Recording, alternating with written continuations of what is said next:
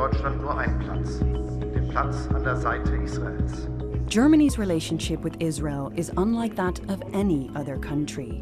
It's a relationship that goes beyond loyalty and support. Ensuring Israel's security and existence is part of what Germans call Staatsräson, the country's raison d'être. Israels Sicherheit ist deutsche Staatsräson, war nie eine Lehrformel. Und darf auch keine werden. Germany's past, the genocide of almost 6 million European Jews during the Holocaust, informs every aspect of the country's public and political discourse around Israel. For many Germans, Israel is above reproach. Und deshalb sind die Vorwürfe, die gegen Israel da erhoben werden, absurd. The outright support for Israel in Germany constitutes a sort of a comforting thought that, okay, the people that we as Germans oppressed and killed and treated so badly historically now have their kind of own state and everything is fine. It's not so much that Israel is supported in Germany because we come to terms with its past, but it's a shortcut for not really coming to terms with our past. When Germany categorized Israel's national security as their reason of state, they essentially wanted to solve their problem of being described as the original anti-Semites of the world. They want to put the past behind them. So Germany, instead of listening to their actual Jewish citizens, instead of fighting anti-Semitism in a way that protects all Jewish people, what it has done instead is take a vehemently and staunch pro-Israel stance where they essentially can do no wrong. In this atmosphere of unwavering political support for Israel, German media outlets have also shown pro-Israel bias in their reporting. This is reflected in the one-sidedness of talk show debates. Die Hamas-Terroristen haben es ganz bewusst darauf angelegt, unschuldige Zivilistinnen und Zivilisten brutalstmöglich zu ermorden. Ich habe nicht den Eindruck, dass Israel es bewusst darauf anlegt, Zivilistinnen und Zivilisten zu töten. For Bild, the biggest newspaper in Germany, Hamas freed Israeli hostages, while Israel freed Palestinian terrorists. And mainstream outlets, from ARD, the public broadcaster, to media conglomerate Axel Springer, have issued strict guidance to their journalists on this story. ARD sent an internal memo to its journalists, where in it states that if any civilian deaths take place, it has to be stated as these civilians are being used as human shields.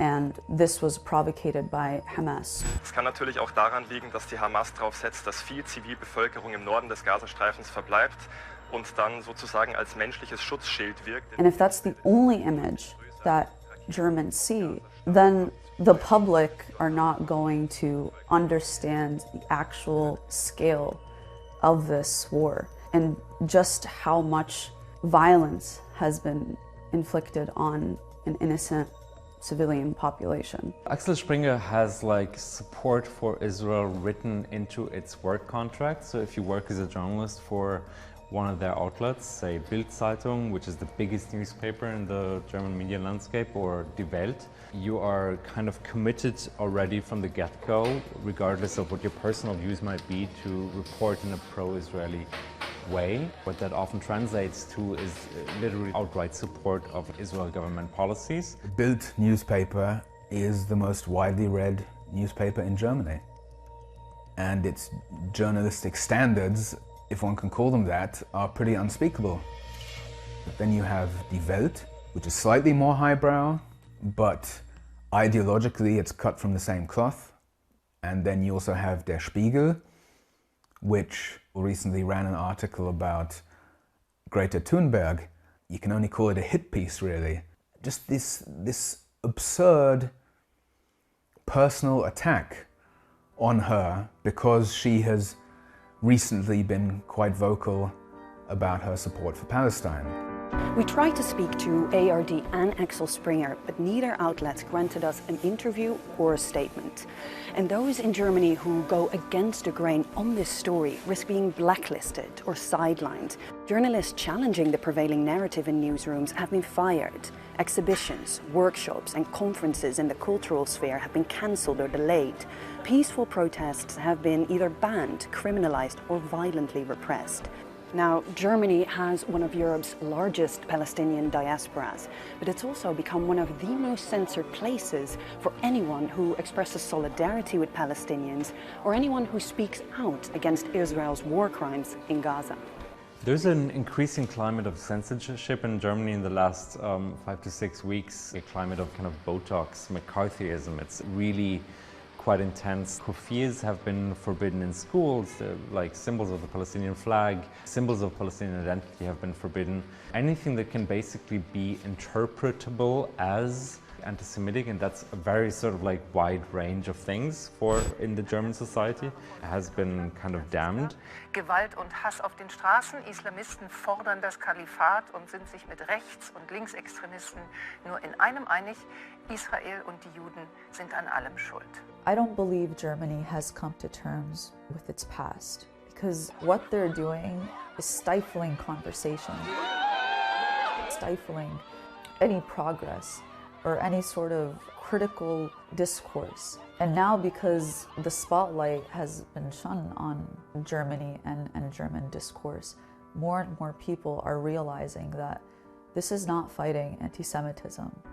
This is attacking Palestinians. Essentially, Palestinian existence is offensive to many in Germany.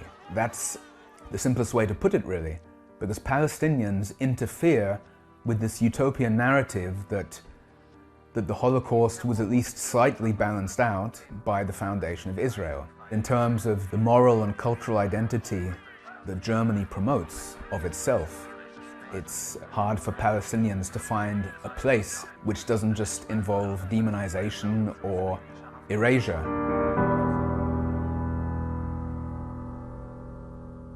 Germany